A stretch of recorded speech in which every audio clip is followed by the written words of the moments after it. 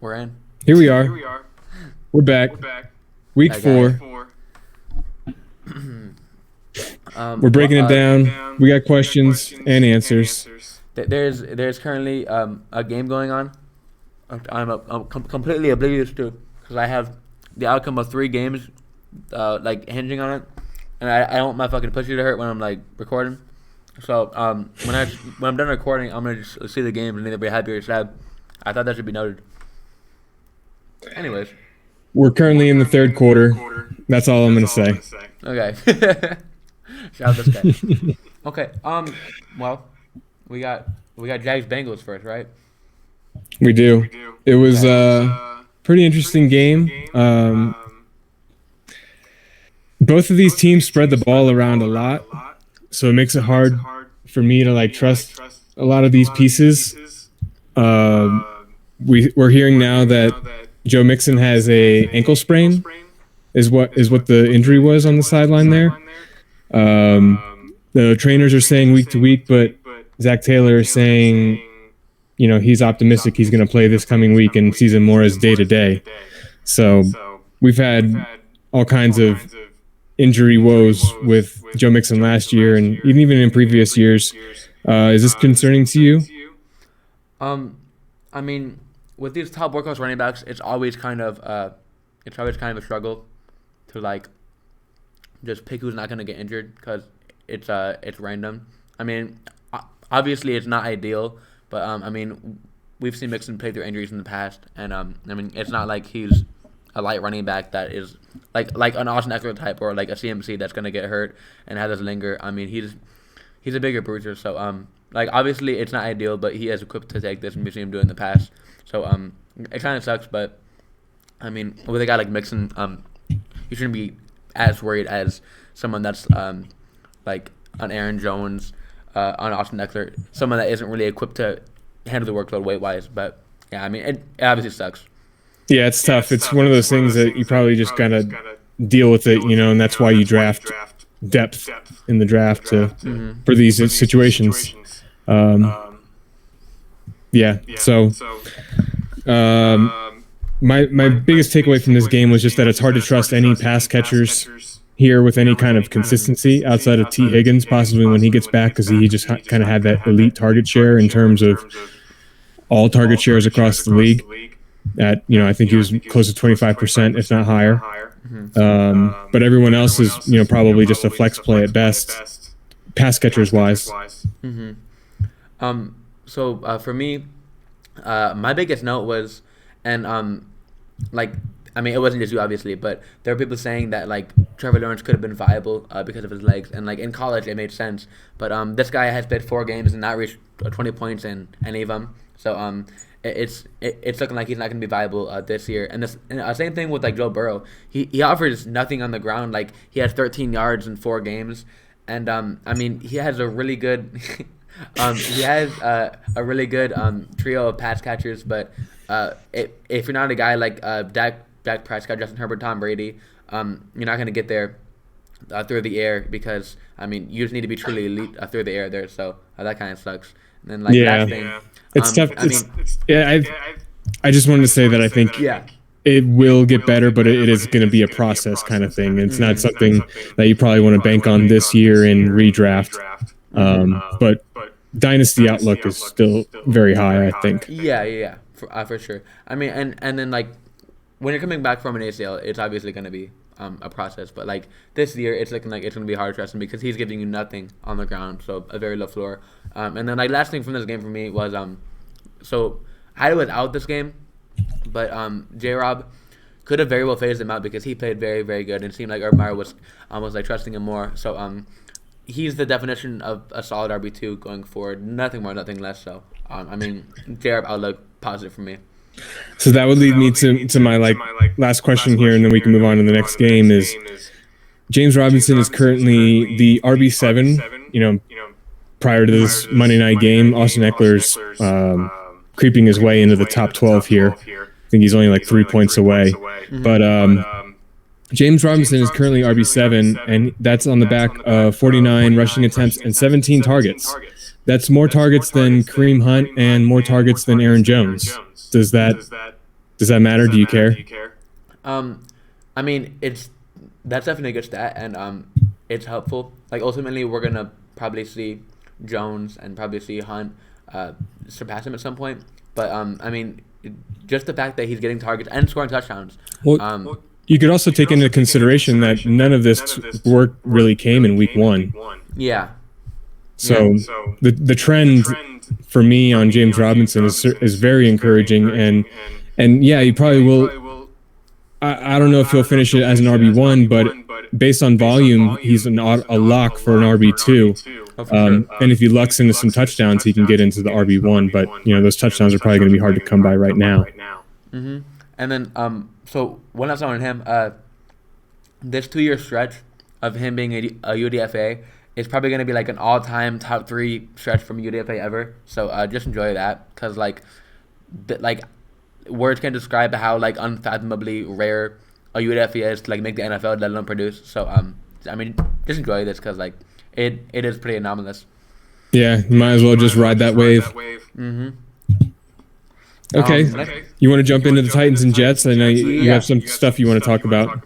Yeah. So the Titans Jets, I actually saw this game. So Michael Carter gets the goal line carry. Very, very, very encouraging. He hasn't necessarily monopolized this backfield, but he was damn near today. He's been very inefficient on his targets, but he got 3 targets last week. I mean, only 1 catch, but I mean, 3 targets in this is better than nothing. Obviously, he gets the goal line carry. He's deep league viable because he's gonna get 10 to 15 carries and a couple targets, and he's pretty efficient because he is a dynamic runner. And then Corey Davis has 29 targets through 4 games, so he's a volatile option getting targets. I mean, you don't want to throw him in the lineup every week, but I mean, you could do worse there. And once again, Derrick Henry, he had 7 games last year of multiple catches. He has multiple catches in every game this year. His ceiling is unprecedented. Go ahead and buy him if you can, because he's going to keep doing this every single week. It's really scary to think about a league where he's catching 30, 40 balls, which is going to happen this year. So, I mean, go ahead and get him if you can. It's so crazy. I'm looking at the stats right now, and Derrick Henry has over 100 rushing attempts already. 113 for that. What the fuck? Cordero Patterson snuck into the RB2 spot right now. On the back of 20,000 touchdowns. But Derrick Henry is still 22 fantasy points ahead of Cordero Patterson. And it's been 4 weeks. That's he probably could have played. He could have not played last week and been RB2 probably. It's just the advantage you're getting from Henry right now is unprecedented. It's like you said, 2019 CMC type of advantage. Yeah. Hunter Renfrow touchdown. If you can trade Dalvin Cook in pieces, do it. If you can trade James straight up, because hamstrings are something that comes back, do it. I mean, just do anything to get him, because he's going to put up probably 22, 23 points per game, which is a very rare season, and he has the potential for more. So, I mean, it's a smash. Yep. Right. Do you have anything else on the Titans and Jets? I have one question, which you kind of already answered. It's about Michael Carter. Yeah. I mean, so obviously you don't want to play him necessarily, because I mean, in a world where guys like James Conner is becoming startable, unfortunately, there are better options. And then Peyton Barber, if Josh Jacobs was out, there's Damien Williams. There's all kinds of guys, but I mean, you could definitely do worse than Michael Carter, who's guaranteed to get some volume, and he's going to get some targets. So I mean, he's flex viable in matchups, and I mean, if you need him, you can throw him into an RB slot. So yeah. My question specifically is what did Tevin Coleman, if he was even out there, and Ty Johnson look like? Do you think that they're long in the tooth for this season? Do you think that, or eventually, Michael Carter will take over and just kind of get a lion's share of the workload? It's hard because once again, going back to the Joe Mixon thing, Carter really isn't equipped to handle a workload, and we've seen guys do that, like Christian McCaffrey, who's a similar build to Carter, handle a workload. At least coming out of college, it's really hard for a guy like that to handle a workload. So his ceiling, and this is why I was against the pick in the preseason, his ceiling is definitely capped. I mean, it's going to be hard for him to see more than 14, 15 carries and 4 or 5 targets, because he's just not built for that. But I do see a world where he's getting 17, 18 combined opportunities, and they might not be very efficient because it is a bad team. But I mean, like week 6, 7. I mean, there's a world where he's getting 17, 18 opportunities, and then I mean, at that point, he's definitely like worth a look. So. Okay, so based off that, and now I have one more question before we can move on. Okay. Michael Carter or Kenneth Gainwell, Dynasty outlook. Who would you rather have? Carter. Just because Gainwell is like Carter light in the sense that, so like Gainwell very well could score more points, but the ceiling of Gainwell is nothing compared to Carter, and Carter has no ceiling because at the end of the day, Miles Sanders is 20 pounds heavier, more athletic, similar. Like he's just better than Gainwell in every aspect. So like there's a world where Gainwell scores more points every year, but like you're not gonna be comfortable starting him at any point. Whereas Carter does have a clear role to a clear path to a 3-down role, which won't happen without injury for Gainwell. So. Yeah. Gotcha. Okay, so you only see Gainwell as like a third down back in the NFL, basically. Essentially, yeah. Gotcha. I can get with that. I haven't seen enough of him to know either way. I just know that he looks good out there when he has the ball in his hands. But yeah, he is not. He's definitely not like he's not built like Derrick Henry for sure. But no one is. But you know what I'm saying. Yeah. Okay. So you want to jump into Kansas City and the Eagles since we're already touching on Gainwell? Sure. Yeah. So, obligatory. I told you so. You should have never sat CDH if you were. He was getting the opportunity of a starting running back on the best offense. He was just getting very unlucky, and he will get unlucky more often than not because he's not been great. But like you just can't sit that. Another thing is Devontae Smith is going to be flexible every week. He's averaging almost 8 targets per game through 4 weeks. So I mean, he's going to be that guy for a while, and as long as he's not hurt, he's going to be flexible. Sanders is still the lead back. He was getting work early in the game. I mean, Gainwell, sure, he ended with more opportunities, but it came more in garbage time, if I'm not mistaken. Gainwell was going to be kind of lame for anybody owning Miles Sanders, and I mean, it does suck to see that. Sanders is more of like a flex than on RB2 right now, like for that reason. But I mean, there really isn't a world where Gainwell takes over as the lead back, in my opinion, at least right now. So I mean, I would keep playing Sanders with some confidence because if the Eagles have the lead, he is going to be out there like more often than not. So yeah, I mean, like anything on that you can add? I just think that the perspective that we should take on Clyde Edwards-Helaire is that he is just like a super safe RB2 with volume and high touchdown upside. Yep. And that he's not going to ever have that Kareem Hunt ceiling that we saw when he was there with the Chiefs. They're just different players and can take different types of workloads. I just don't think CH is ever going to realize that ceiling, and that's where people's disappointment is coming from. And if they can realize that, they can move on and start to see what CH for what he really is, which is still a valuable fantasy asset. Mm-hmm. Yeah, for sure. And then like so, he comes in after week 1 of last year. He's Dynasty RB1 like automatically. That's never going to come to fruition. I don't think. And if so, it'll be a very long shot. So I mean, like you were saying, he's going to be a steady player, but this like Herculean league-winning ceiling, it might not happen, unfortunately. So yeah. I mean, you just got to accept it and move on, I guess. And so then to touch on the Philadelphia backfield, I mean, I'm just not encouraged at all by Miles Sanders, and it's really not even on him. He looks like he's playing hard, and he looks fast enough out there, but it's just there's too much split work. They definitely want to keep the ball in Hurts' hands and keep developing him as a passer, which he looks to be getting better and better. He's also going to take away some rushing attempts, especially the more valuable ones to Sanders than they are to Gainwell, who's going to be out there on third downs and catching checkdowns. Or Miles Sanders, maybe he's only getting 1 or 2 targets a game. I'm really worried about him, as an RB2. He's like a desperation flex play for me. Yeah. Are you just like setting forget him as an RB2? You still feel comfortable that way, or? No.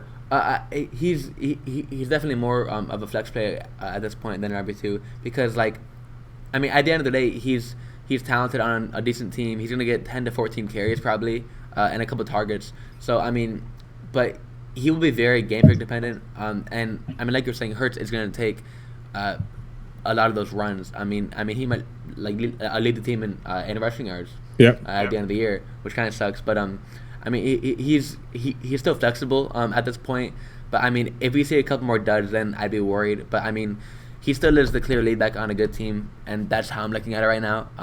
But I mean, that could obviously change into more of like a Patriot scenario where James White is more valuable than Damien Harris at some point, which would be Gainwell and Sanders. So, yeah. Yeah, I mean, I think the future of this team is moving towards a. I don't want to say quite like the Buffalo Bills where it's purely pass, but maybe more like Baltimore hybrid with the Bills where it's a lot of passing game that's keyed around quarterback mobility and spreading the ball out with the running back. So not so much just pure running and up the gut or whatever zone reads like Baltimore. I don't know. I just think they're an interesting team to watch as far as like the evolution of the offense in the NFL.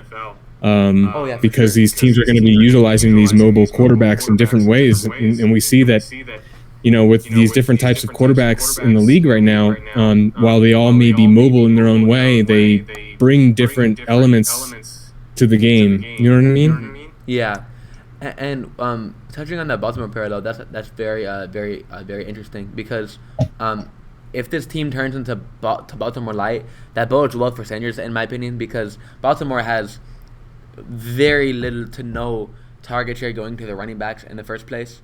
And historically, rushing quarterbacks have been more, I believe it's about a half yard per carry more, a half yard plus a half yard per carry more per rush when your quarterback is a running quarterback. I don't know, like the threshold, but I get you. If that's the case, then I mean Sanders would bode well in the offense because obviously he is the better rusher between Gainwell and him. So I mean, if that's the case, wheels up for Sanders. But I mean, until we see the clear parallel that you're talking about, it's going to be hard to play either of them.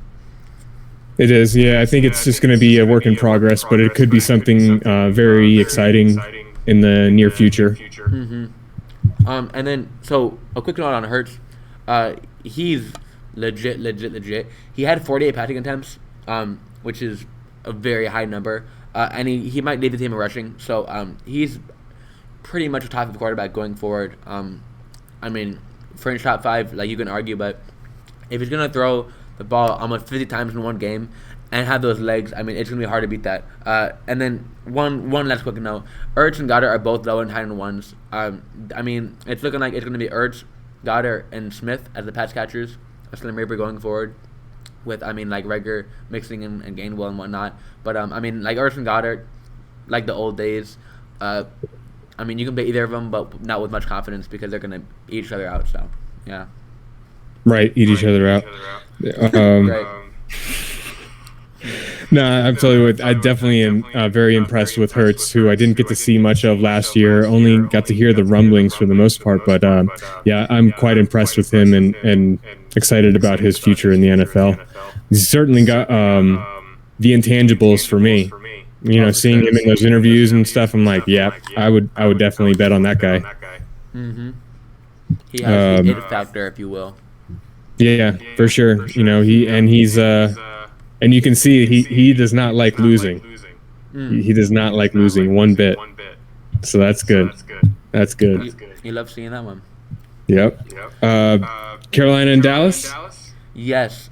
Tell me everything there is to know about my boy Sam Darnold getting out from under the Gase. I mean, is it just a joke gone wrong at this point, or is it like this is fact? This is based in science, man. Like Gase is just horrible, right? I'm gonna take the L on Darnold right now. So Darnold has had 34 plus passing attempts in every game, and he leads the NFL in rushing touchdowns. Like straight up over Derrick Henry, over Nick Chubb, over everybody. He leads the NFL in rushing touchdowns. So if you put A and B together, if you're throwing a lot and you're running a lot, you're gonna be good in fantasy. So he's startable immediately. he's. I'm not gonna say he's good quite yet, but like he's good for fantasy. I mean, he has DJ Moore, who's a fucking stud. He has Christian McCaffrey coming back, which can only help him. I mean, come on, Darnold's startable. I don't know what to say. I mean, I'll take the L now. He's good. So yeah. QB5 currently. Wild. It's amazing. I mean, I couldn't be happier for him, and I couldn't be happier to see more salt in the wound of Adam Gase after just so many players, you know, and What you an could asshole, just, dude. it's just, yeah, we can go on. I can go on all day about that guy. But yeah, so I'm just happy to see that Darnold is showing everybody that he's a legit player. Exactly.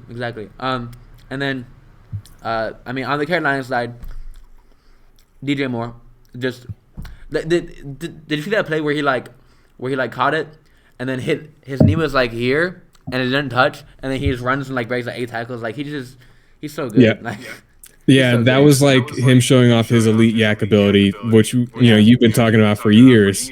And yeah, dude, he's certainly special with the ball in his hands. Yeah, it's great.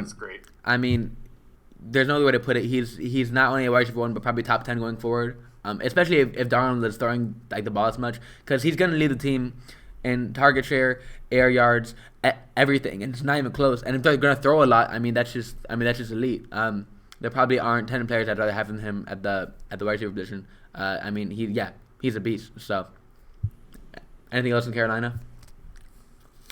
The only thing I want to say about Carolina is that, like, while we've seen it here, I mean, they had to keep up with Dallas, so that boded well for Robbie Anderson, who I'm talking about. But as long as CMC is out, he's okay to play. But once CMC is back, I would probably bench him, you know, until I saw it with them both on the field. I agree. Yep. But that's about it for Carolina. You want to talk about Dallas a little bit? Yes. So, you'll notice Dallas and Atlanta are the teams I have like way too much stock in. So I watch other games. So Dallas, Dak remains an elite play with his upside. He's gotten fucked over by grain script like multiple times now. But he's been very, very, very efficient with like a crazy high touchdown percentage. So I mean, Dak is almost matchup proof at this point. Because if he's going to throw 20 times with the 4 touchdowns, and if he throws like 50 times, he's had 100 yards. So, yeah, I mean, it's kind of hard for him to have a bad game. I mean, I expect to see more like absurdly crazy high output yardage performances going forward. And, I mean, that can only bode well for him. So, I mean, Dak, don't be discouraged like by the box score because he's been very efficient. But like they've been up, so they just run it. But, I mean, this defense isn't great, so they're going to be behind more often than not. And then looking at these pass catchers, it's the same story. If you're throwing like 24 times in the game, you can't have good receivers. It's not possible. So I mean, there's gonna be ebbs and flows with this offense if they're like, because it's very game script dependent. If they're down and they're throwing a lot, then Amari and CD will eat because it's all numbers game with the target share because they're gonna get like 23% of it, no matter what. And if it's like 23% of like 20 passes, it's nothing. I mean, like it was this weekend. So I mean, like keep playing them obviously, and then Zeke's an RB1. I mean, he's not good, but he's gonna be an RB1 for until I die. So that's all I have. Yeah, I mean, on that offense, how can you not be? You know, with all the attention that the defenses have to put on the receivers, he's gonna get to pick and choose his spots, and he's always gonna be put in the best position to do, you know, when it comes to that. So, yeah, there's no way that he doesn't finish RB1 without injury.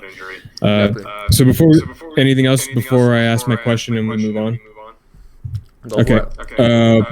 So based on the next 4 games for Sam Darnold, he's playing Philadelphia, Minnesota, the Giants, and the Falcons before he faces New England in November. Okay. Name 5 quarterbacks that you would start. I mean, can you name 5 quarterbacks that you would start over Sam Darnold in that stretch? Yeah, because I'm spiteful. I'll take Dak in this game. Just because Dak's gonna have a 40-point game in one of those games. I'll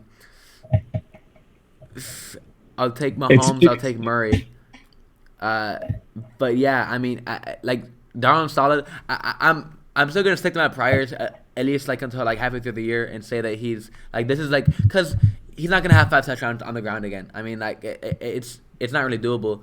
He might throw a lot, but I'd probably rather have that top 5 of Lamar, Allen, Mahomes, Murray, Prescott, probably Tom Brady and Justin Herbert, and then I mean at that point it's up for debate. Yeah, I would say once you get to Tom Brady, it's up for debate based on Sunday night's game. Yeah, it shows that he's not going to throw up 30 points every week. So in those 4 games, he's in consideration after those 5 guys for me. Is what I'm trying to say. Yeah, and I mean that's perfectly that's perfectly valid. It's just there's some sort of mirage going on with his touchdowns rushing. Like it's gonna regress. It might be to like one every other game, but like he's at 5 and 4 games. I mean that's wild. It's like good for him, but like obviously temporary a little bit. But I mean, he could be 6-7 going forward is not out of the question. So. Yeah, I mean it just shows that like the level that the offense is operating at, and it's only Sam Darnold at quarterback. Can you imagine if Joe Brady had Russell Wilson? Right. What if Pete Carroll retired this offseason and the Seahawks signed Joe Brady as their head coach? I mean, wouldn't that be that would just blow my mind. The shit he could do with Russ and DK and who knows what kind of running back they could get to. I mean, whew. Wild, bizarre. My God. Yeah.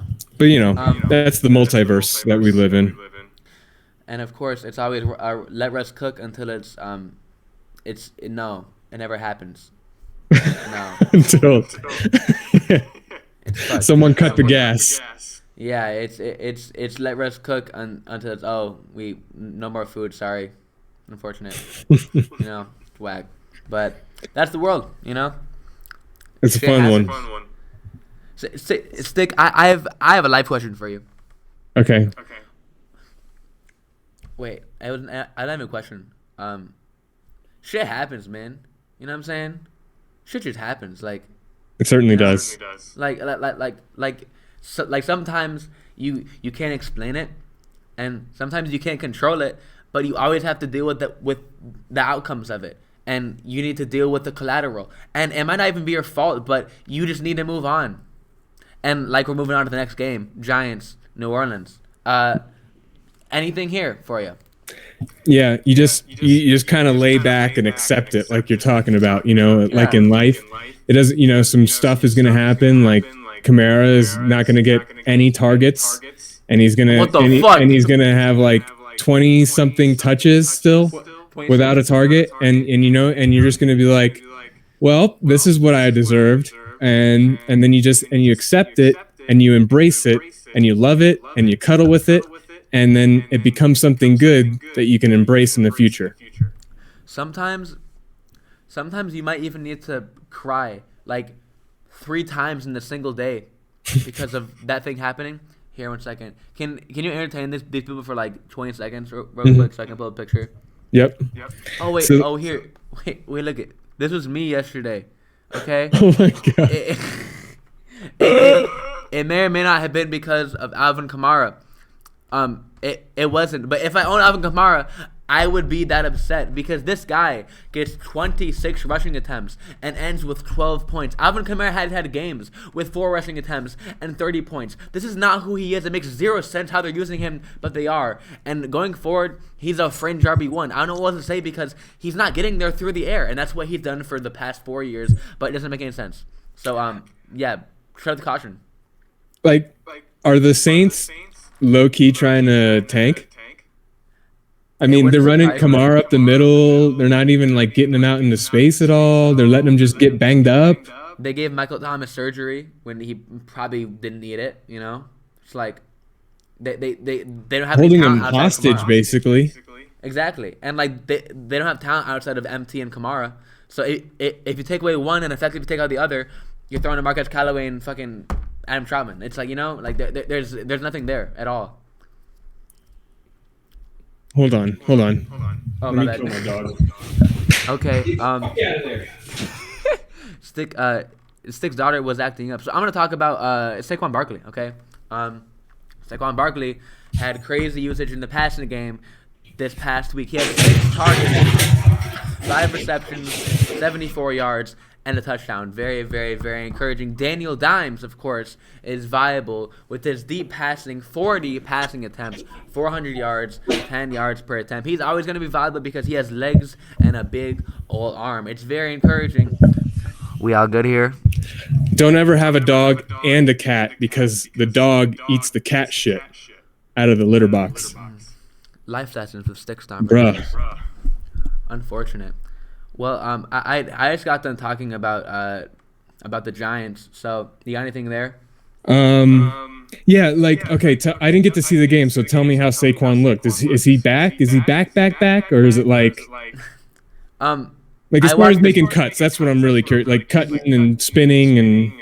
Yeah. So the only cuts he was making were on the arms of his owners when he was not doing anything earlier, which is unfortunate.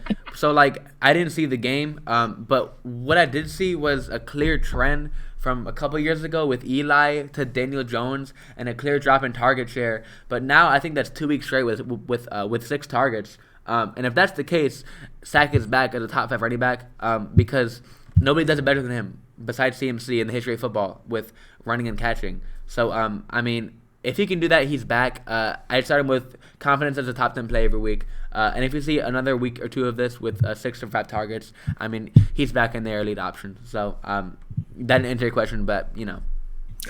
No, that's fine. That's good. Okay, and who is not hurt? Kenny Golladay is apparently not hurt. Yeah. And Kadarius Toney, but Slayton and Shepard are banged up. And John Ross isn't hurt, if you were wondering. Oh. Who?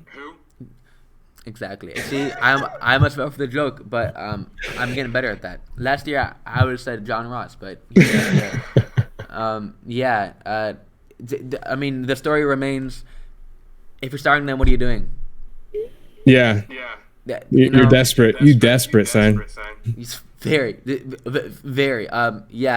I'd rather play like James Conner and Michael Carter than any of these receivers on any given week. I'd rather play Damien Williams with a questionable David Montgomery. Like there's a lot of things I'd rather do than start these guys. So yeah. There you go. Yeah, just stay away. I mean, I have no interest in any of these guys because they're not going to bring you any consistency. Sterling Shepard was the only one who had a glimmer of consistency in his career with the Giants. That is, Kenny Golladay is a different story in Detroit, but and he's null and void at this moment.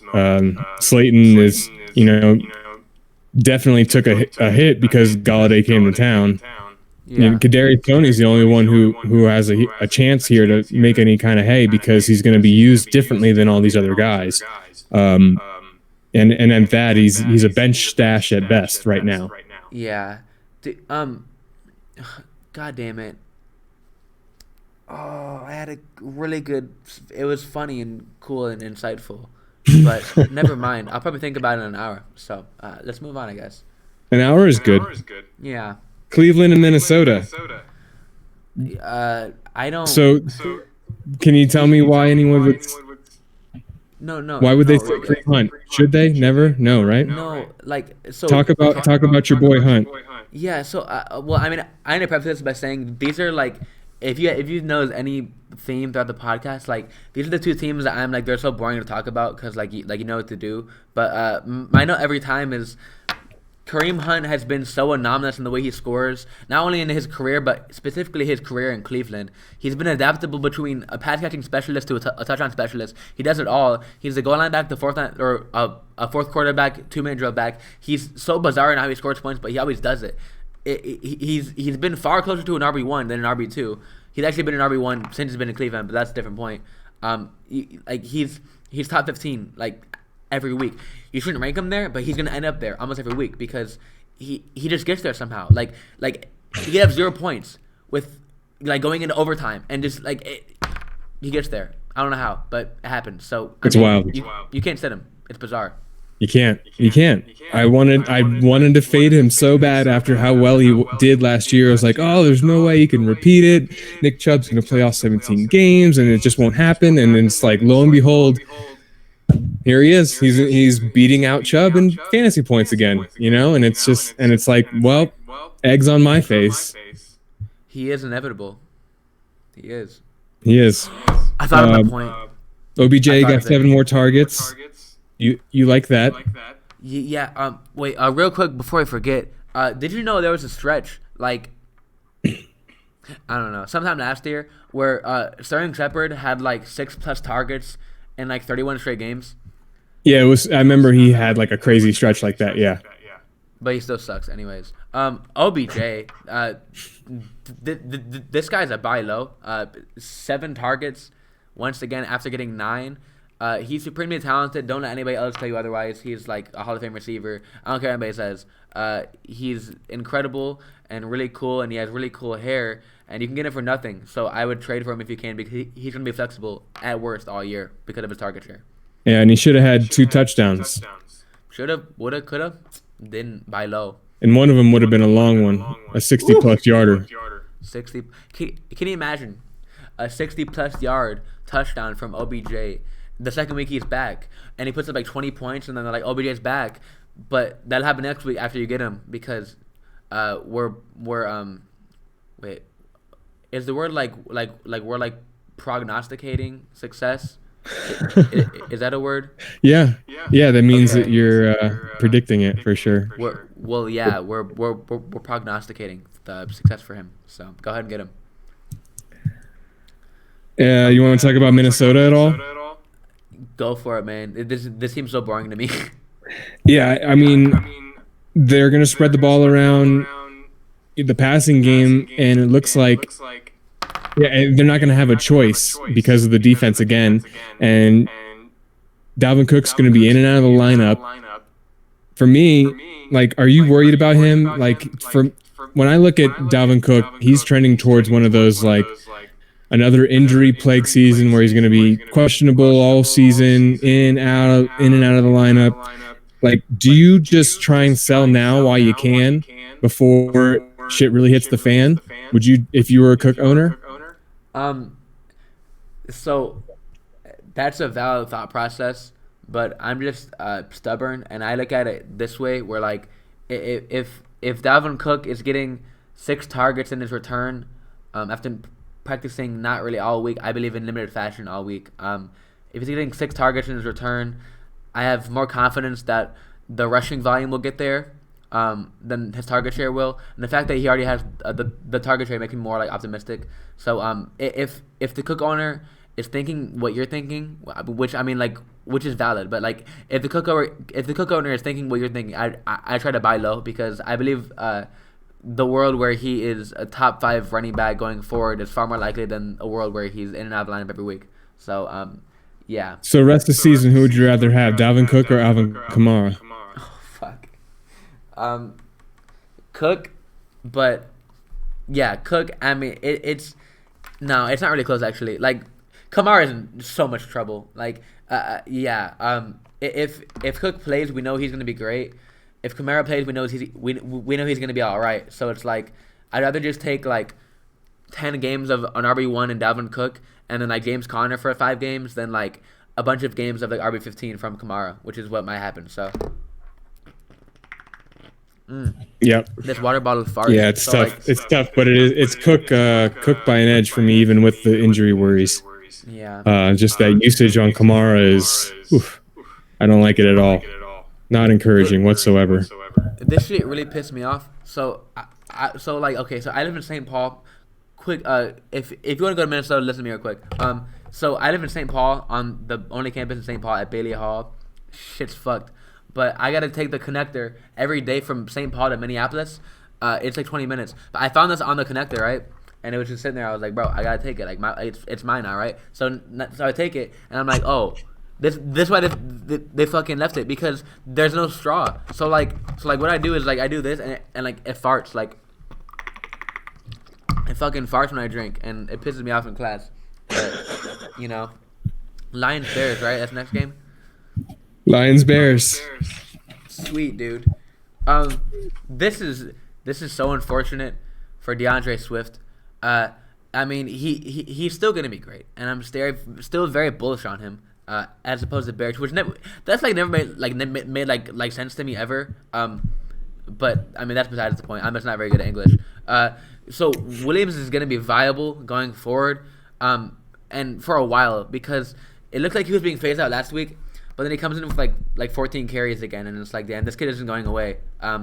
So I mean, there's not really a world where Swift is like the workhorse. He's still gonna probably lead the team in targets. I like him or Hawkinson, but I mean, the like clear top 5 ceiling that was once present last week has been diminished severely by this one game. So yeah, shout out Williams for fucking up not only Aaron Jones but DeAndre Swift, because that guy is an asshole. So there's one player with more receiving yards at the running back position than DeAndre Swift. Can you guess that player? Is it Cordero Patterson? It is. God, what a fucking asshole. What a fucking Isn't that what? asshole. So with that nugget there, like the chances of Swift leading the league in receiving yards at the running back position are pretty high. I'd give it like a 30% chance versus the field, maybe even 40%. Which is huge versus the field. I mean, there isn't really a world where he doesn't average 8 targets a game going forward, if not more. Because I think that the team is only gonna get into more negative game scripts where they get to dump it down even more. Yeah. I mean, this team, as the NFL progresses through the season, that's what you see is defenses start to take over, offenses put out less and less output unless you're the Chiefs, and fantasy points are harder and harder to come by the end of the year. Yeah. All of that stuff just bodes well for Swift and his receiving usage is all I'm saying. Yeah. And like, so this is the thing that I just like made it like on the spot, so it might be bullshit, but like I think the like learning curve for like bad teams is like less than the learning curve of good teams. So like I mean like bad teams don't get much better because they're already bad, but like good teams like hit their stride. So like that goes to your point. Like if you're the Chiefs and it's like week 8 and you're like finally figure it out, you're gonna fucking blow out you're gonna like destroy the Lions. But that wouldn't happen in week 1 necessarily because they're both kind of figuring it out. So shout out Swift for catching a bunch of passes, I guess. Yeah, and just be ready for him to catch a whole bunch more. I think just keep plugging him in and be happy that you got him in the 3rd round most likely. Yeah. Last note on the Lions. Hawkinson is gonna be fine. He's getting a bunch of targets. He's gonna be more than fine. Yeah. He's had a couple off weeks, but I mean it's been due to bad luck. Like you just don't catch a touchdown or a long ball. But I mean he's top 5 going forward, and no question about it. So don't worry about him at all. I mean, all you can hope for at the tight end position is those targets and touchdown upside. He's got it. And he's gonna. It's not gonna go away. There's no receiver that like Quintus Cephas isn't gonna all of a sudden usurp T.J. Hawkinson. It's not gonna happen. Zero chance. So not happening at all. Just keep playing him with confidence. You get a dud here or there. Just that's the tight end position. Yeah. I agree. Do you know what happened to Dave Montgomery? They just said it was a knee. They're optimistic that it wasn't an ACL tear. Yeah. We were supposed to get some sort of report today, which I haven't seen come across yet. So yeah, it's looking. It's just unknown at the moment. Yeah. Damien Williams. He's going to be very, very startable going forward, I think. Yes. Whenever a satellite back, so whenever a 3rd down back that is getting 3rd down usage, that is built to be a primary back, steps into the role, you're like giddy as shit because like he's gonna be the 3rd down back, but like he's also like bulky enough to like handle work. So I mean he's gonna be startable going forward every week without Damon. So go ahead and pick him up, I guess. For sure, he's a major pickup this week, and what's funny that they said about Damien Williams, he's like questionable with a thigh bruise, and I just thought like, aren't all football players just covered in bruises all season long? You know, like what the how bad does it have to be of a bruise that they are like, oh man, he may not be able to play because of this bruise? You know, like I just thought that was funny. Bullet hole in it or something. Like holy shit. You have to have like an actual hole in your thigh to like be considered questionable, I guess, you know? Right. Like no femur, like no cartilage, like you got to be fucked up somehow. Okay, well, let's get to the nasty side of this game and Allen Robinson. Bruh, like he's a wide receiver at 3 at best going forward. Like he's just not even getting targets. What is going on? Darnell Mooney has more targets than Allen Robinson on the year. Last week he had 7 to Allen Robinson's 3. He's dead. I don't know what else to say. Buy low if you can, because you're gonna get him for literally nothing. But if you have him, like, you can't start him. You can't even think about it. Like you can't hover your mouse over his name starting, because it's just bad luck. Like there's no world where he's startable, and he's dead this season, I think. What do you think? I think, like I said, I think he's a wide receiver 3 right now. You know, he's going to be involved at least. This offense is middle of the pack-ish. I mean, when the drafted capital you invested into him, to sit him, you would have to have, you know, some good viable players that are outperforming their ADP to do that. I mean, if your wide receiver core is something like Allen Robinson, Robert Woods as the wide receiver 2, Chase Claypool as the 3, Emmanuel Sanders and Antonio Brown, like, are you sitting Robert Woods and Allen Robinson to play Sanders and Antonio Brown? Like, you can't do that. You can't. You just have to. You either have to sell and bite the bullet and be happy with what you can get, or you just continue to play them and you pray for the turnaround and just hope that the talent wins out. Like I said, with how things move forward throughout the season, fantasy points are harder and harder to come by, and these players like Allen Robinson and Robert Woods, their talent starts to take over and they win out in the end, and that's why they end up beating out their ADP as they do every year. Yeah, I think that it's certainly panic time for these two players, in particular Woods and Robinson. But it isn't like set the ship on fire and jump in the ocean. Yeah. If you're able to trade like an Emmanuel Sanders for one of those guys, I would. Because we have seen these guys literally outperform ADP like 5 years straight. But I mean, at some point, like, the jig is up. And I don't want to say it's this year, but like at some point, guys like Adam Thielen, guys like Robert Woods, guys like Allen Robinson, who we've been Brandon Cooks somehow isn't this way, but like we thought he was for like 5 years now. Guys that are just like these like old, steady, reliable like contributors. At some point, they have to fall off. I mean, for AJ Green, it already happened. You know, for like Andre Johnson, it already happened. Obviously, he's retired. For Demaryius Thomas, it happened. Like, you get the point. At some point, you need to cut bait. And I'm not saying this now, but like, just keep that in the back of your head that these guys aren't cyclones. They are still human. And at some point, they're going to be not startable. And it's going to be a sad day because I saw them grow up. So I feel attached to them. It's tough. It is. It's tough. I mean, yeah, I think you just kind of like with Kamara, you got to grin and bear it and hope things get better. I mean, all wide receivers is one thing you can take. This one thing you can take home with you is that all wide receivers are inconsistent. You know, and it is only 4 games into the season. There's plenty of time for them to turn around and put together a 4-game stretch that makes you completely forget about these 4 games. You know, so you know, there's light at the end of the tunnel, I think, but you know, it's getting dreary. Yeah. Tough shit. Anything else, or do you wanna move on? No, I think that's it. Let's cut this one and start over and jump into the Texans and Bills. Hey, sounds good to me. Okay. Skadoosh, I'll see ya. What a guy he is. I'm gonna...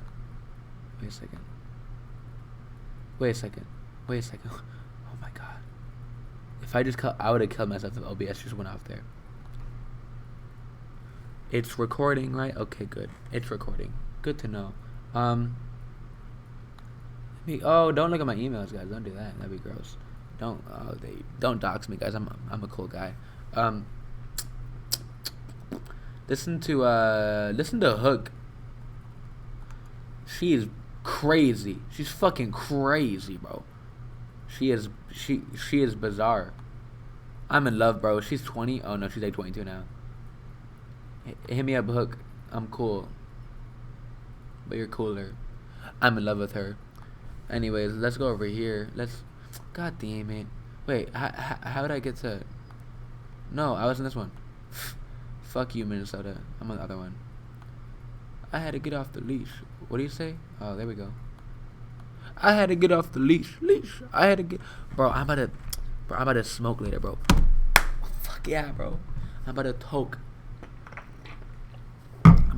Bro. I'm so hype right now. Guys, I shaved and it doesn't look bad on camera, but it looks bad in person. So, shout out my hair. You know what I'm saying? My boy. Yo. We're back at it. Alrighty. 1 second. Is it time for Texans Bills? Texans Bills. What a nail biter this was. I mean, this absurd. Like I was on the edge of my seat when the score was 0-0. It was something else here. My one note for the Texans, as always, is it's 2 words. Cook's GOAT. Always has been. Always will be. I mean, enough said, I guess. Like, what was the takeaway? That this was probably the worst possible game they can have, and he still had, like, what, 8 or 9 PPR points? 9 point something. Yeah. Yeah. So, I mean, if that's as bad as it gets... Like they lost by 40 points. Like that's kind of hard to do. Like 0 touchdowns. That's like Appalachian State, Michigan spread bad. Like that's really not conceivable in most outcomes. But here we are anyways, I guess. Yeah, I mean, very weird that this team is like in the NFL right now. Like, and the Bills showed you why. You know, and they showed the echelon that they have. I mean, this defense is scary, dude. I'm not looking forward to the Rams playing the Bills in the playoffs or in the Super Bowl if that's what happens, or at any point in the near future, because this team is really good. Diggs is currently the wide receiver 11 and only has 1 touchdown. Will Emmanuel Sanders prevent him from being a top 5 guy, though?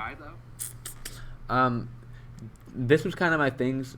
This was the argument that people were making for Diggs wide receiver 1, and I was making against. This was kind of Diggs last year. He put up like 16 to 20 points every week with like very little variation, and scored like 5 touchdowns or 8 the entire season. So he's gonna be like wide receiver 4 or 5 overall, like almost guaranteed. But his ceiling isn't much higher than that because there's a lot of like weapons in this team to throw to. So yeah, I mean he's probably a buy low if anything right now, because I mean like there's nothing to worry about. I mean he's getting the targets. He's essentially the same player as last year, just like a little bit less luck in touchdowns. So I mean, go ahead and buy him if you can.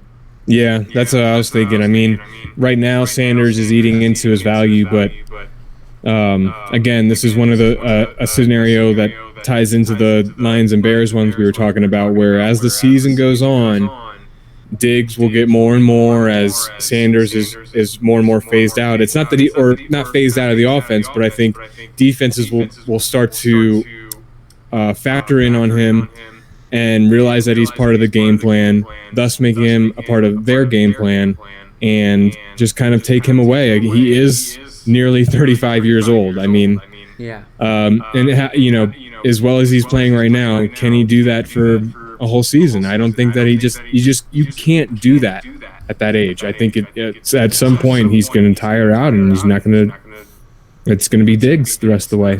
And with that said, Josh Allen's elite ceiling we're kind of missing right now.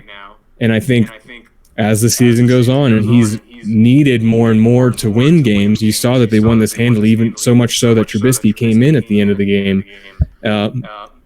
When Allen is needed more, those rushing touchdowns are going to show up more. When the games matter more, those rushing touchdowns are going to show up more. So just keep plugging them in and know that ceiling is going to come. You might not get it for the first 8 weeks of the season, but the second 9 you will. Yeah, it's almost like he's playing with like half effort right now, and he's still producing. So yeah, I mean this team is really really scary, and he's going to be really good. You just gotta wait it out a little bit, I guess. Yeah. I mean, the way that they've played these first 4 weeks, I'm like, I don't see how they don't make a huge run. Until they face the Cardinals. Oof. But that's the buzzsaw. Yeah, that's for later. But my last note in this game, Zach Moss and Devin Singletary. I'm upset. I mean, I prefer Zach Moss, but I prefer neither of them. Yeah, that's all I have to say. I mean, you can start Singletary as a flex. Moss is a very very low in RB2, high in flex, but still like it's just a seesaw with these guys. So yeah. I've been trying to sell Singletary for a year now, and I can't get anyone to buy him for anything. Yeah, and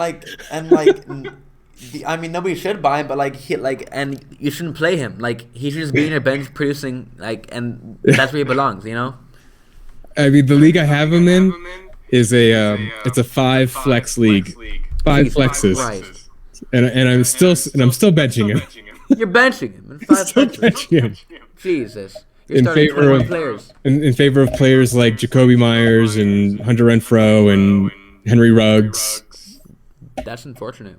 You know, it's wild. You know, like he can't even beat out Henry Ruggs for a wide receiver or a wide receiver 7 spot. Wide receiver 7.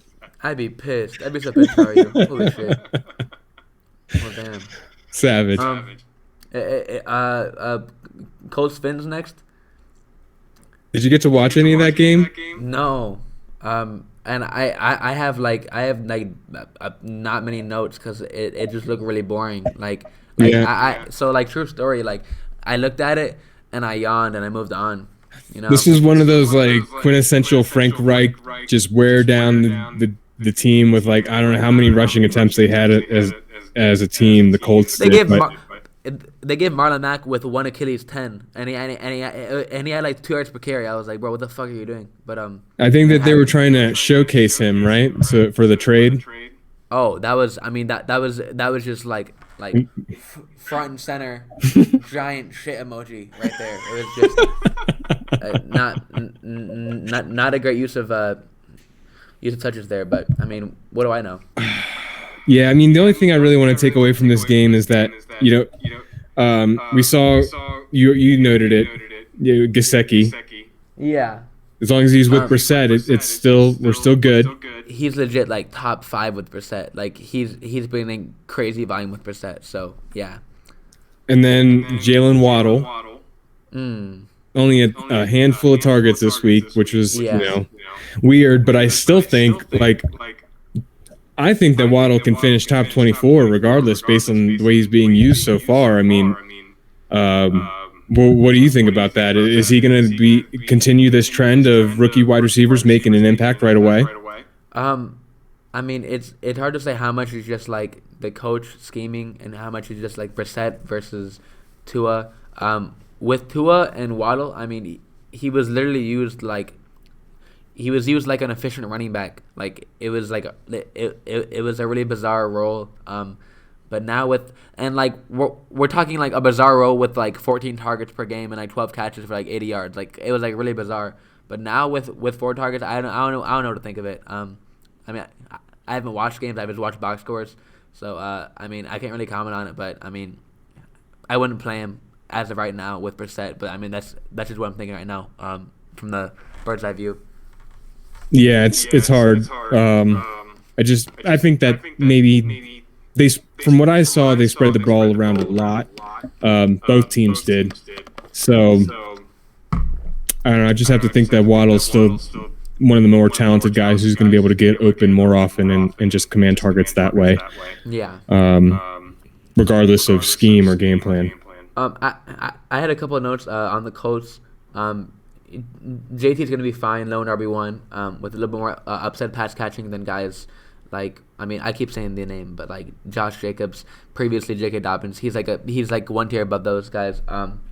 Michael Pittman, he has 8 targets, so I mean, at this point, I think he's legit as a flex every week. Even if he's pretty like inefficient, the volume is kind of hard to come by in that range of receivers. So I mean, go ahead and keep playing Taylor with confidence and play Pittman if you can. So. Yeah, I'm with that. My only other note would have been about Nyheim Hines didn't really get any usage like I was hoping he would have gotten. I think maybe if they weren't trying to give Max some carries at the end of the game to show other teams that he can actually play and try and get him off the roster that way, then Hines would have been in there with the lead and kind of salting the clock away to preserve JT, which I think is the ultimate goal there. But then, regardless of that, Hines probably is going to be tough in any kind of positive game script for the Colts. So you have to hope for play him in the tougher matchups. But other than that, he's not startable, I guess. Unfortunately, I was looking forward to some PPR usage out of him because I like him in the passing game. He can make things happen. He can score touchdowns. He can make guys miss and stuff. But this team's. I don't know. This team doesn't look very good right now. I tend to agree. You want to talk about the most exciting game of the week? I would love to. With no sarcasm at all. Mike Davis, don't get discouraged with him. Okay. He was okay. If you watched the game, you would know that he was the clear lead back. They tried getting him the ball, and he's pretty good at running, but he was just getting stuffed. And he's going to get targets because he does all the time. And if you look back to my post from last year where I looked at his target share a decade ago at South Carolina, you know that he's a good pass catcher, or at least he was when he had good knees. So, I mean, he's solid, I guess. Cordell Patterson is the Tim Patrick of running backs. You need to play Tim Patrick because he's like I say this as a joke, but like it's probably true now. He's like the most efficient receiver ever. Like zero joke. Like he breaks efficiency and he has for like almost a year and a half now. So until that jig is up, you need to keep playing him because he's scoring points. Same theory with Patterson. Like you can't sit him. Once again, this is the ultimate buy low on both Ridley and Pitts because they're getting fucking fed. They had 24 targets combined, which has been the story all year long, but it's been Patterson or Davis scoring touchdowns or fucking Zaccheaus, that guy, he scored a touchdown. Like everyone that is not the stutter scoring touchdowns. So go ahead and buy them if you can. And Gibson is washed. That's all I have. Yeah, Ridley's like top 10 in the league in targets, I think. Still. Yeah. I mean, like probably higher than that. Yeah. And he missed a long one too, from what I could tell. I think, yeah. I think it even hit him in the hands and he dropped it. Really had a couple of drops. I think he had 2 drops this game and one last game, which is like not very characteristic of him. I mean, this is just a very good buy low because like once he scores a touchdown, I mean, all bets are off. Yep. I mean, he's gonna be more efficient with his targets than most receivers because he's better than most receivers. But he's getting he's getting the target. So like he's still a mid to low wide receiver 1, and if he starts scoring more, he'll be he'll be higher. So like I mean, just buy him because he's not being priced as such right now. Right. Same with Pitts. And we can add on to our note from last week that Matt Ryan is not as bad as Big Ben, and that continues. Like Matt Ryan looked pretty good this week, and so that bodes well for the future of Calvin Ridley, and at least for this season. He is not completely washed. He is not done. He's still got some life in his arm, and he's going to be okay. As long as he can get some time in the pocket, he's going to be just fine. I tend to agree as well. One more thing. Terry McLaurin. Superstar. Signed, sealed, delivered. Wide receiver 1. Him. Okay, here are the newest members of the club. We have Terry McLaurin and DJ Moore being inducted into the wide receiver 1 club for the rest of the year. I mean, he's just a big play waiting to happen. And he's a big play waiting to happen on like 12 targets. So if you get 12 targets, a big play is probably going to happen, which happens a lot. So shout out him. He's pretty good.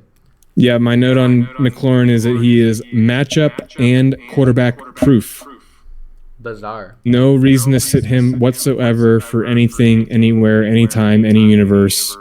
No matter what you think, no matter what your mom says, you play Terry McLaurin. Shout out, Mom. San Francisco, Seattle. The divisional clash of the boringness. Hey, set you cross-eyed. This game is so lame, yo. Like, Brandon Ayuk has 11 targets in 3 games. Sorry, go ahead. No. I'd buy him low, as I would every receiver that underperforms, because I just say that. But like you can't star him. Debo had another like 50-yard touchdown that was like that could have been me scoring that.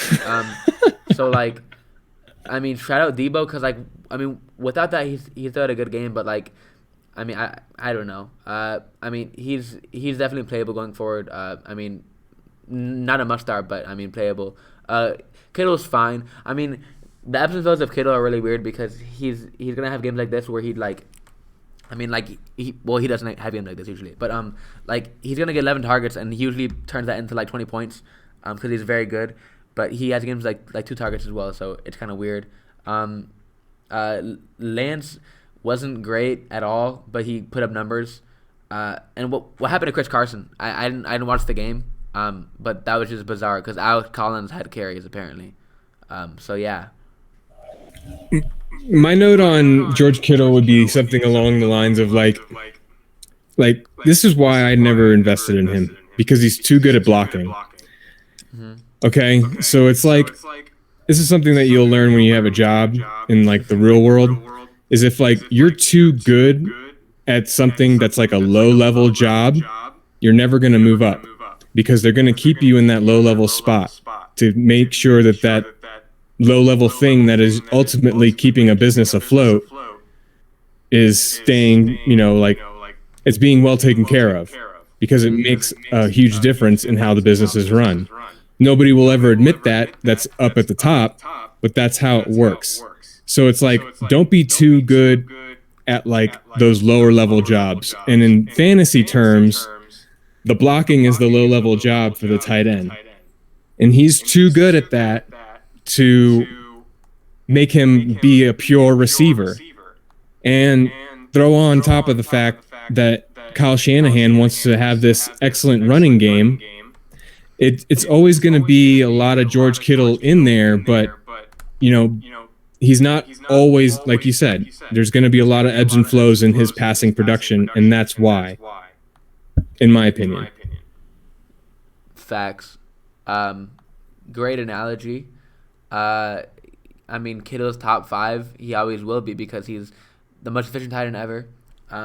But it's going to be hard, because TJ Hawkins has a very, very bad game with 8 targets, and Kittle probably has his season high in targets at 11, and they produce the same thing. So, yeah, I don't know what to say.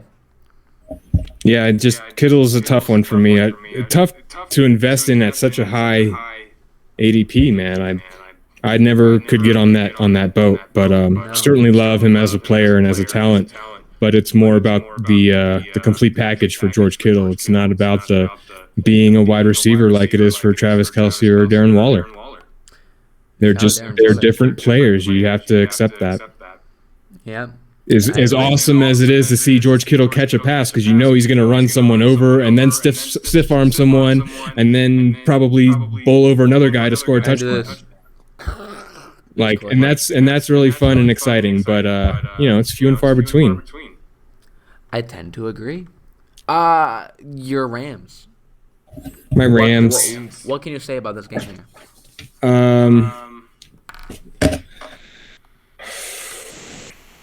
Hey, James Conner, hats off. Congrats. Yeah, I mean, and he's taken every advantage of that short yardage role. And damn it, he's getting at least 1 yard every time, right? Shout out James Conner. At least 1 yard. And it's turning into touchdowns. Good for him. The Rams defense is not invincible. That's something to take away. You can certainly play running backs against them. Your ancillary pass catchers might be tough, but definitely running backs. Woods got the touchdown. Yes. But it was in garbage time. It's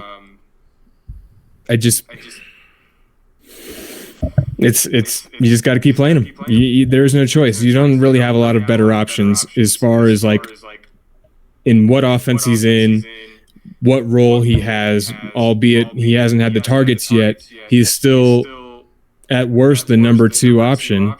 And I think as the season goes on, he'll just, and more teams key in on Cooper Kupp and try and take him away. It's only going to open up more for Robert Woods to take advantage. I mean, he's still a veteran and plays like it. So I think better days are ahead for him. Here's the difference between an Allen Robinson and a Robert Woods. You can say Woods got the touchdown, but that's going to happen like every other game. For A-Rob, that doesn't happen because his team is fucking awful. So, this is not accounting for his rushing floor that we've seen in the past, but there's an inherent touchdown floor with a guy like Robert Woods that will probably be realized when it won't for a guy like A-Rob. So I don't know what that means, but there you go, I guess. Yeah. I mean, it's who knows. Woods could have a 3 touchdown game, and then all of a sudden he's up there. It's just with this offense, that's possible. Yeah. So you were talking about James Conner. I'm not saying he's anywhere near this, but LeGarrette Blount was RB7 1 year with 6 total receptions in full PPR. So you can get there off of a crazy high touchdown total. And James Conner has that potential if his offense is going to be unstoppable because there's no chance in hell that Chase Edmonds gets the goal line carry over him. So he's going to continue to be flexible, especially in deeper leagues because his range of outcomes is between 4 and 30 points on any given week, which is better than a lot of players. And Chase Edmonds is a must start. He's doing everything except scoring touchdowns. Yeah. Super efficient on the ground, super efficient through the air, minimum 5 targets a game, killing it. But he's just not getting the touchdowns. James Conner. He's at 22 targets and 43 rushing attempts through 4 games. He's well on his way to 250 plus touches on the season. That's an automatic RB2, even if he doesn't score a touchdown, just because of the volume. He's gonna be a fringe RB1 pretty soon with no touchdowns. He's gonna be like an Austin Eckler light in the aspect, because if you're catching 80 balls in a season, 70 balls in a season, and you're getting 10 rushing attempts, you're still startable. He's gonna be RB 15 to 17 going forward, probably, if not higher, and very consistently at that. So, shout out him. Yeah, Austin Eckler light is the perfect way to put it. Yeah. I've heard it said that way before by someone who's very, very smart. I don't know who it was a joke there. No, it's not a joke at all. I'm dead serious. Someone who's very, very smart said that before. Was it? Someone who I respect who recently passed. That's what I thought. Man, that fucking sucks, doesn't it? It just really does suck a lot. That's the worst. Legitimately got in, loved this fantasy football game because of him, and analyzing it at that, and GOAT. Yeah, he so I wasn't as into the show as you were, I don't think, but from the difference between a show hosted by Tags and hosted by like someone else was it just felt like he was just like talking to you like as a friend. Like like his like even his like cadence in his voice was just like friendly. You know what I'm saying? Like you could just tell he was a good guy. So that fucking blows, obviously. 100%. Yeah. I'm right with you, buddy. Well, that sucks. But so does Andrea Hopkins. He's in trouble. A lot. He's. I'm not even sure if he's leading the team in targets right now. He certainly did this week. He's getting like 7 a game, which is not good. And he was drafted to be like the next. Well, not the next, but like the most safe receiver, top 7 guaranteed, and he's not that right now at all. So, I mean, what do you do with him? I mean, you just got to keep playing him because he's, of all the players on this team, as much as the ball is spread out, he's the one who's the safest, right? Yeah. I mean, we thought Christian Kirk was well on his way to a solid wide receiver 2 season. Checks in with 1 target this week. AJ Green gets the long touchdown. I think that just goes to show that this offense is going to be very unpredictable outside of Hopkins and Chase Edmonds. What? AJ Green, like, so yeah. Okay, so like you probably watched the game, right? Because you're a Rams fan. I tried to. I only got to watch it on the stat tracker, and even on there, it was like it was pretty good. But Arizona had the ball like the whole game. It felt like. Yeah. Have you seen Adrian play at all? Because I haven't this year, and it's just bizarre to me that he's a thing. I haven't got to see him yet. I'm waiting for a primetime Arizona game. You know, I've been catching a lot. I mean, I get all the Denver games, right? And then outside of that, I get all the Chiefs games. So I get to watch a lot. I've got to see Mahomes quite a bit. But Arizona's pretty close to me, so I figured I would catch some of those if I can't get a Broncos or Chiefs game, but I haven't got one yet. Yeah. Here, wait. I'm going to see. Okay. They face the Niners next week. And then the Browns and then the Texans. This is a fucking shitty schedule. Browns, Texans, Packers. Okay. I'll see the Packers game. That's cool. Niners, Panthers. Damn. Anyways. So, yeah. My next couple of notes on this game. Henderson with 6 targets. He's a must-play when he's healthy. He's looking like he's going to be a step above that Chase Edmonds range with flirting with low and RB1 numbers when he's healthy because, I mean, he's been given essentially the K-Maker's role, which is a very good role you want. So shout out him. Since we're there and like we're talking about these, like both these guys, Edmonds and Henderson, like let's check in on not just mine, but we were both advocating for a wide receiver heavy draft, right? Yes. At the top of a draft. And I did that in my big league, my big home league. Me too. And I ended up with Calvin Ridley, Devontae Adams, and Terry McLaurin as my first 3 wide receivers in the first 3 rounds. Nice. So, like, I locked Terry McLaurin in as my flex every single week. Those 3 guys aren't changing, right? Mm-hmm. So, really, like, my only variable spot are the running back spots and really the RB2 spot at that. And because I ended up with Darrell Henderson and Chase Edmonds, I'm locked in there.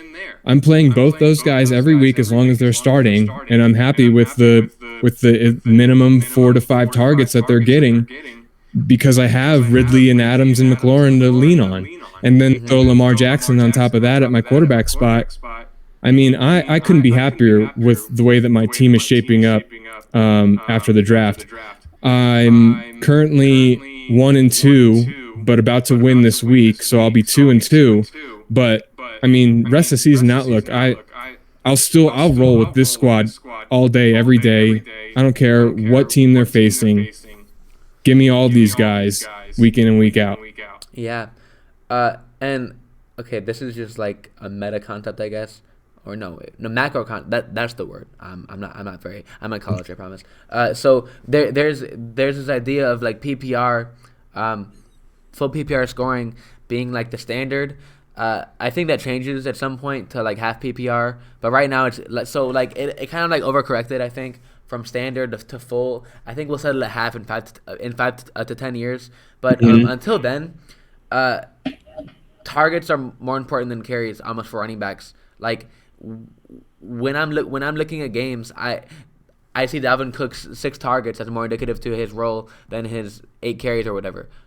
So I guess I say this to say that it's conducive to start receiver early because you can piece together Nyheim Hines, James White, Damien Williams, and put those guys in getting 6 targets a game, and they'll produce more than they will in 5 to 10 years. So just take the info and run with it, I guess. Yeah, I couldn't agree more. You can really just get by on some minimal passing production at the running back spot if you have 3 studs to lean on at the wide receiver position. I agree. Yeah. So that was just kind of a check-in. Yeah. Do you want to move on to Pitt versus Green Bay? Yes, Pittsburgh and Green Bay. I got to see a little bit of this game. This was the second game that I got to watch. So Tay looked good, looked solid. Aaron Jones, again, solid, good volume. A.J. Dillon's coming in and spelling him as we would expect, but nothing outrageous to where it's diminishing Jones's value. But outside of those guys, and Aaron Rodgers, of course, you're starting him, but they're the only ones who are startable. Tunion's not even a streamer anymore. No chance. Lazard is a complete afterthought. There are no other pass catchers in Green Bay. It's totally consolidated in these 2 guys. And yeah. And this is the utopia that you want if you're an automatic Amazoner. He hasn't got the touchdowns, but he's like a historically great scorer of those. But like there is a world where he just catches he captures like 1/3 of the market share, like which isn't possible for anybody in the history of the NFL besides him at this point. Like he could legit get one out of 3 passes thrown by Aaron Rodgers this year, going forward. Because there's just no other option reliable. I mean, lock him in for 10 to 12 targets per week, bare minimum, and he's going to be efficient because he's Adams. So, like, yeah, wide receiver 1 going forward. Yeah, I don't know what to say. But I do know what to say, which is, I mean, this has been the note all year, and it will continue to be, but people don't listen. Deontay Johnson is a legit wide receiver 1 when he's healthy. He's not healthy much, but, like, he's, like, a must lock and start, like over guys like I was gonna get bold, but who's the name that's fringe? Over guys like Amari Cooper, over guys over anybody like outside of the top 10, because like he gets that target share and he's really good and efficient with those targets. Especially when guys like Claypool and Juju are in the lineup, and when Ben has no arm, he's just chucking it to him every time. So yeah, play Deontay when he's there. But Najee Harris. So I've been wanting to actually think through this. Rest of the season, I'd rather have Christian McCaffrey, Derrick Henry, probably Dalvin Cook. But then you could legit make a Karras Najee at RB4.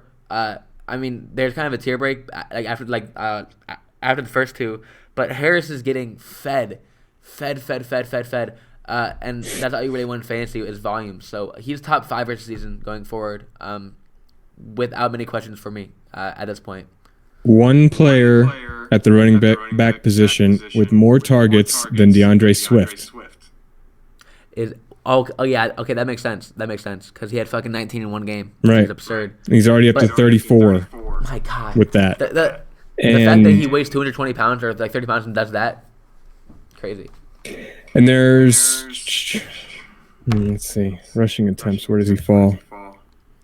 He's up there. He's definitely up there. He's like top 12, definitely. Yeah, like 12th.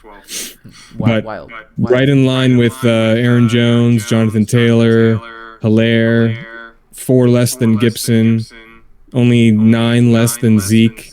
But total touches, he's 20 more touches than Zeke.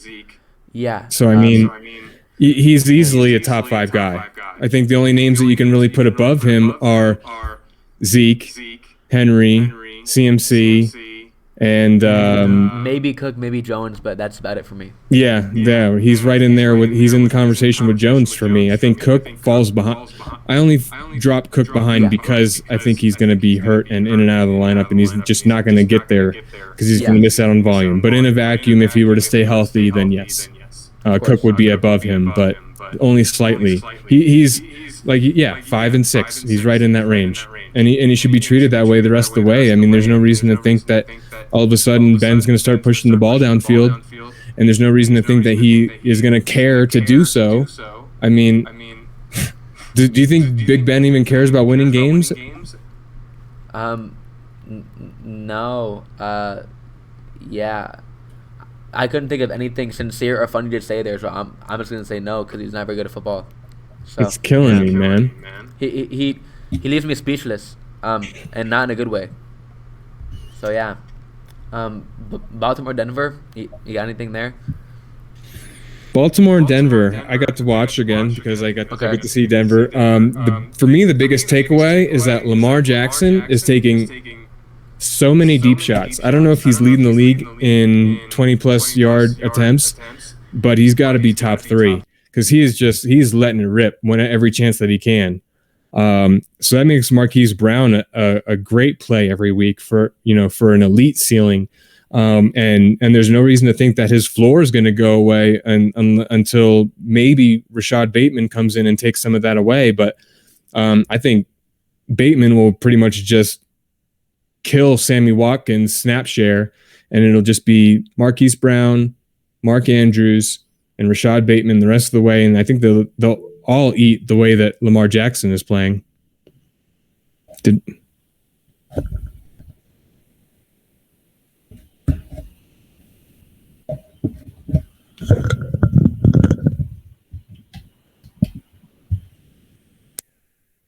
Oh shit, son. You hear me? Oh, you? Hold on. I've been talking this whole time without my mic. All right. I have been too, though.